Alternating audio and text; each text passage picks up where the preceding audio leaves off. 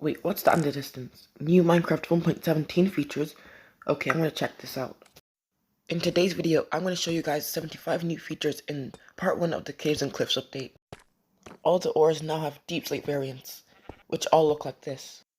All of the textures have slightly been changed. Deep slate is a bit like copper, and you can craft a load of different blocks with it, like cobbled deep slate walls, tile walls, polished walls, yeah, all of these.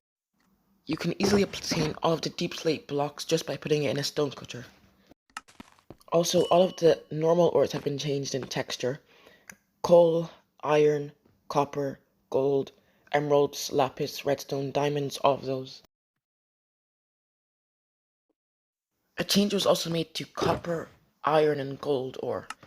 Now, mining copper with a normal pickaxe without fortune, it gives you 2 to 4 copper each time, but with fortune, it's much better. As you can see, last time I got 8, and with fortune 3 on my pickaxe, I got up to 21. That was an increase by 13, which is crazy.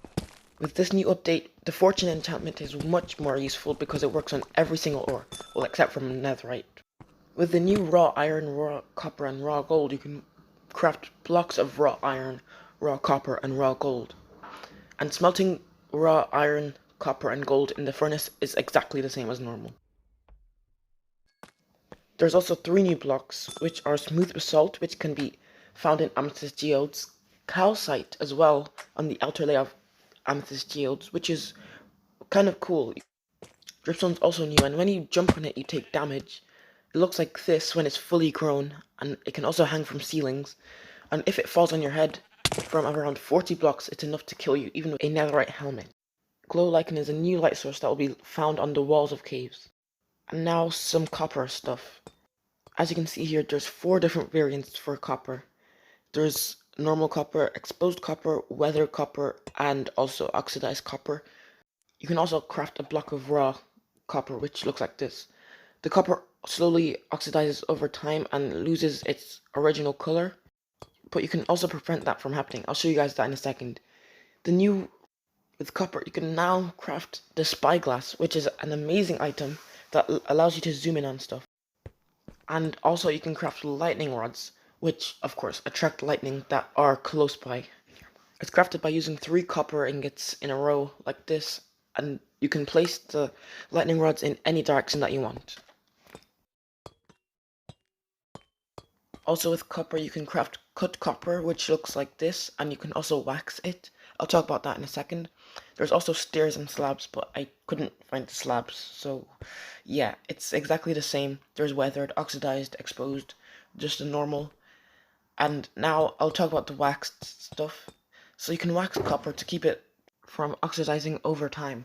And with an axe you can also take off the wax. So over here I've put wax on it just so it doesn't change. Even though it's pretty useless because it's already fully changed. But as you can see here, you can also deoxidize it. I honestly don't know how, but it does. So yeah, you can completely change it back to normal and wax it so it doesn't change back into oxidized copper. The floors around here aren't looking too good. I should probably clean these up. They're kind of going green. Now onto Amethyst. Amethyst is a new block added in 1.17, which can be found in only amethyst geodes, and you can craft them using 4 amethyst shards in a crafting table. There's 2 types, just normal amethyst and budding amethyst. Budding amethyst will give you the amethyst clusters and the small amethyst shards when they're broken. With amethyst shards you can craft tinted glass. I'll show you guys how to craft it just now. You need 1 piece of glass and 4 pieces of amethyst shards, and you can craft 2 tinted glass. So tinted glass basically blocks out light sources. As you can see, the lava looks very bright, and with the tinted glass, it looks like it's nothing. With normal glass, you can see the light, but without it, it is completely dark. And you might have noticed all the roofs are made from tinted glass. I don't know why, but it is. And you can also craft a spyglass, but you've already seen what it does and how to craft it. So yeah, moving on. That was always tinted glass. I didn't do anything. Forget that. Okay, now we're on to lush caves. The new lush caves can only be accessed by making single world generation, and that's only on Java Edition. One cool thing with moss you can do is kind of like infect other stone blocks nearby. So as you can see here, I have one moss, and I bone mealed it, and basically every single other piece of stone was transformed into moss. Also, it spawns azaleas and moss carpets. As you can see here, there's two types of azaleas. There's flowering azalea and the normal azalea. When you bone meal them, it'll turn into an azalea tree with the normal oak logs, just with different leaves. And there's different types of leaves, flowering azalea leaves and just the normal azalea leaves. And when you bone meal azalea on dirt, it turns the dirt into rooted dirt. And rooted dirt does nothing. It's basically useless. And also, if there's a block underneath the rooted dirt, it will make hanging roots. And also, spore blossoms can spawn naturally, and they make particles, which look kind of cool. I don't really mind it. And drip leaves.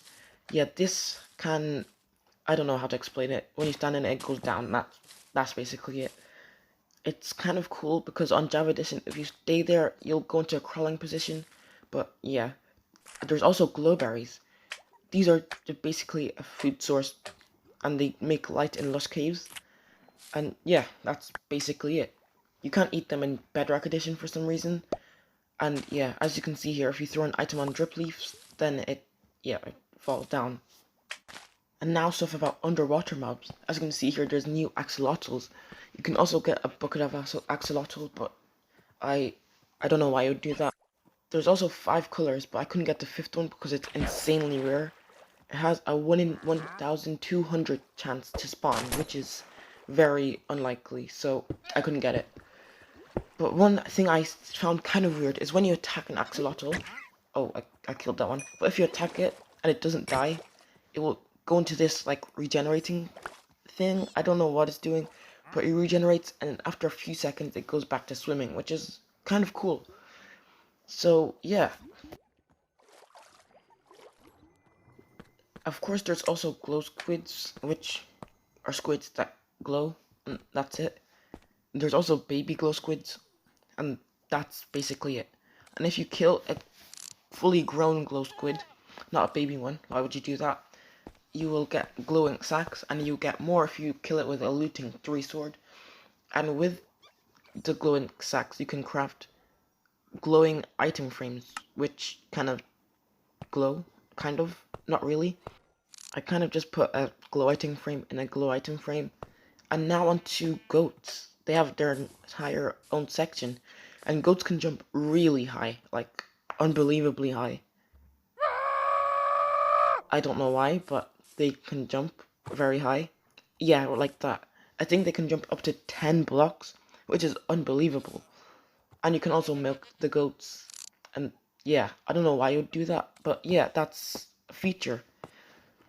Also, a few features I forgot to talk about are the fact that you can now make infinite lava sources by using the drips from dripstone. They fill up cauldrons slowly, and then you take a bucket and take out the lava. That's basically how you do it. It's surprisingly simple. And after a few minutes of waiting, you can have full cauldrons of lava which you can take lava from. So you can finally make infinite lava sources, which is amazing. And also, axolotls hunt squids, glow squids, and fish, and other aquatic mobs. I don't know why, but they do. It's kind of sad. And the glow squids can't do anything. And yeah, they just die, so sad. Also, in Bedrock Edition, one new addition is the new underwater sight. You can easily see stuff underwater now. It's much better. It used to be really blurry and hard to see, but now it's easy to see everything. It used to look something like this, which was absolutely terrible. But now, of course, it's better, so that's great. There's also a new block called Tough, which doesn't really do much. It spawns around the same place as Deep Slate. Yeah, that's basically it. And also, if you name a goat Dinnerbone, or any mob, it goes upside down, which, yeah, I don't know why, but it does. It also works with axolotls, and it's upside down, but with glow squids, well, it works, kind of, but it doesn't look like it worked. I don't know why. So, yeah, bye-bye Dinnerbone squid. It's gone forever. And with the glowing sacks that I just got, I can type in something on a sign, like subscribe, which you definitely should do. You can't put it on a normal sign, you have to color it and then put the glow ink sac, and then it glows, kind of. It doesn't really look like much of a difference, it's just a bit brighter. So yeah, that's basically it. There's also a few more features that I would want to talk about, but I don't want to make the video just too long. So thank you guys so much for watching the video. If you did enjoy it, make sure you subscribe, like the video, and also hit the bell so you're notified whenever I post a new video. Thanks for watching, guys. See ya. Yeah, there's over 100 new features in this new update, so I couldn't add all of them, sadly. Yeah, also subscribe to my second channel, Just Galaxy. Bye.